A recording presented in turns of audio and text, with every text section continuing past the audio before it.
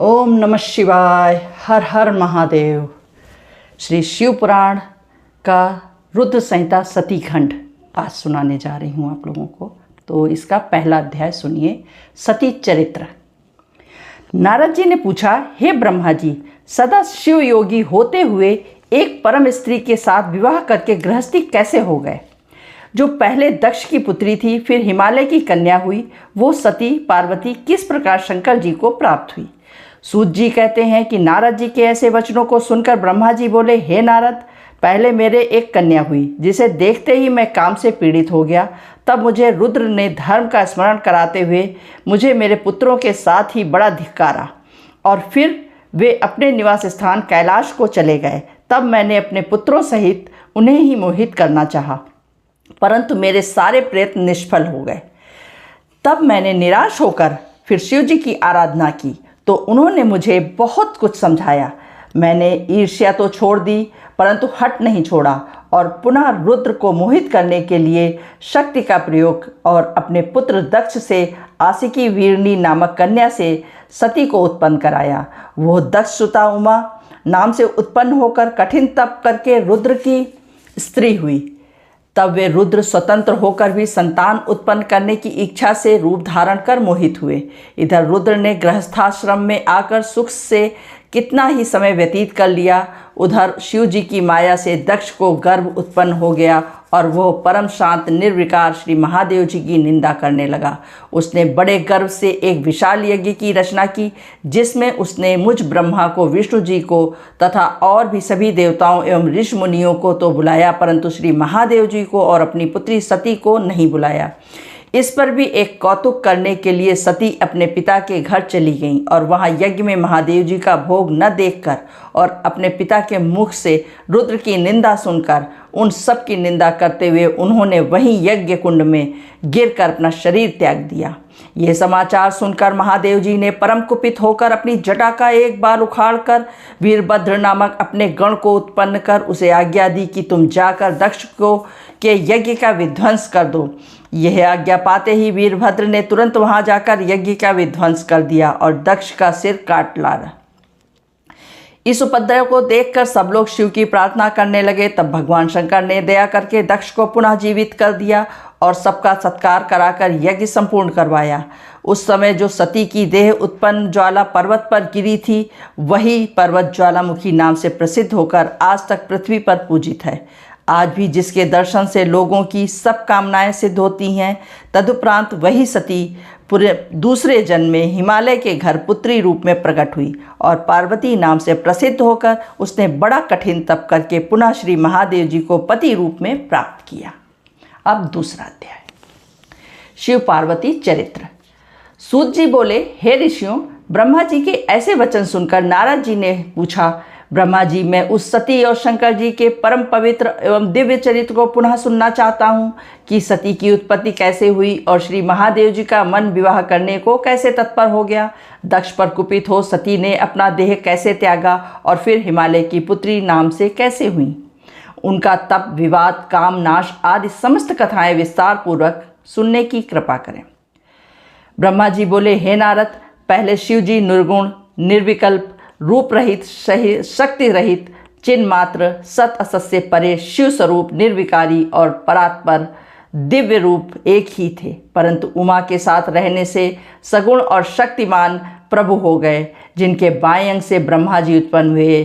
तब से सृष्टिकर्ता एवं पालनकर्ता विष्णु और प्रलयकर्ता रुद्र नियुक्त हुए और तभी से सदाशिव के 3 रूप हो गए। इनकी आराधना से मैं भी सुरासुर सहित मनुष्य आदि की सृष्टि करने लगा।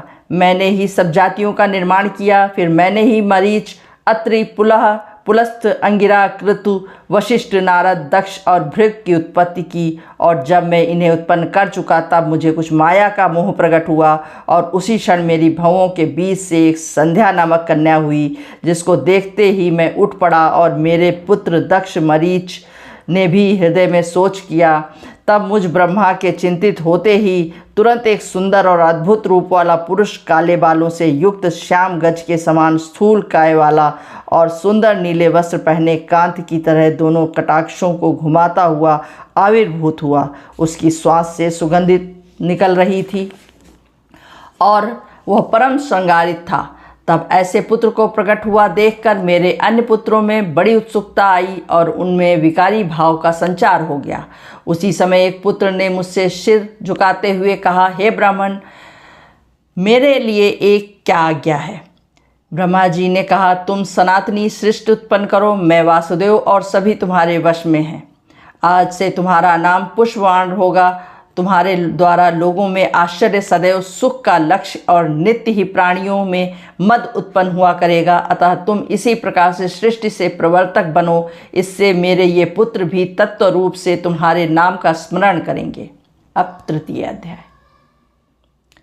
ब्रह्मा काम संवाद।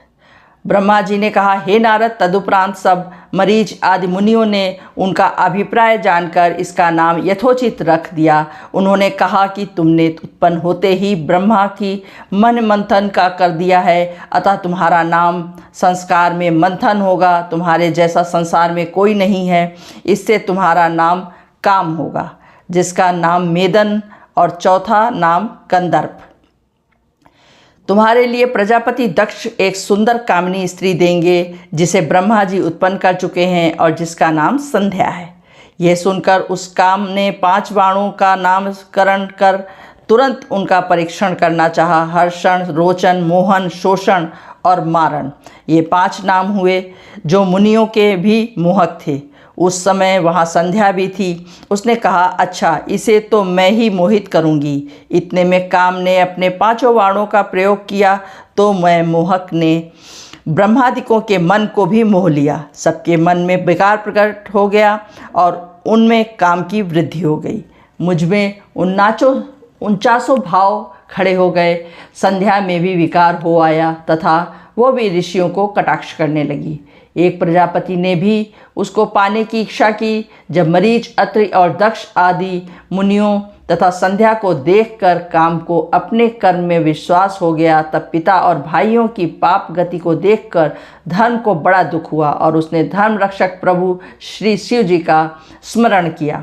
तब मुझे देखकर आकाश स्थित शिव जी हंसे और मुझे लज्जित करते हुए बोले, हे ब्राह्मण, तुम्हें पुत्री को देखकर काम कैसे प्रकट हो गया? सर्वदा सूर्य का दर्शन करने वाले दक्ष, मरीच आदि एकांतवासी योगियों का मन स्त्री को देखकर कैसे मलिन हो गया?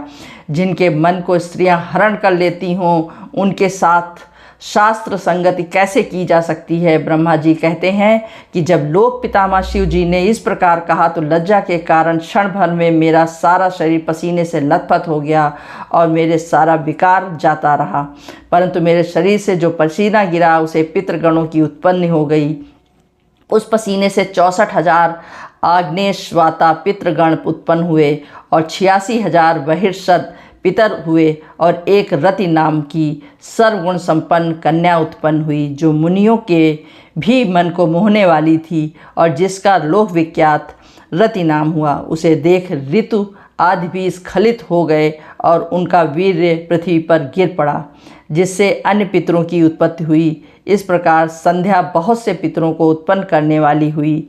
हे नारद, उसी समय शिव जी तो अंतर्ध्यान हो गए और मैं उनके वाक्यों से लज्जित होता हुआ काम पर बहुत क्रोधित हुआ। मेरे क्रूर होते ही काम ने तुरंत अपना बाण खींच लिया और मैं जलती हुई अग्नि के समान जलने लगा। उसे पीड़ित होकर मैंने तथा अन्य ऋषियों और प्रजापति ने काम को ये शाप दे दिया, जा, तू शिव जी के बाण द्वारा भस्म हो जाएगा। यह सुनकर रति काम तुरंत अपना धनुष बाण फेंक कर मेरे चरणों में गिर गए और बोला कि आपने मुझे ऐसा कठिन शाप दे दिया। आपने ही तो कहा था कि मैं ब्रह्मा, विष्णु और शंभु ये सभी तुम्हारे वश में हैं। अर्थात जो आपने कहा था मैंने उसी की परीक्षा की है, इसलिए मैंने निरपराध हूँ। मुझे ऐसा कठोर शाप क्यों देते हो?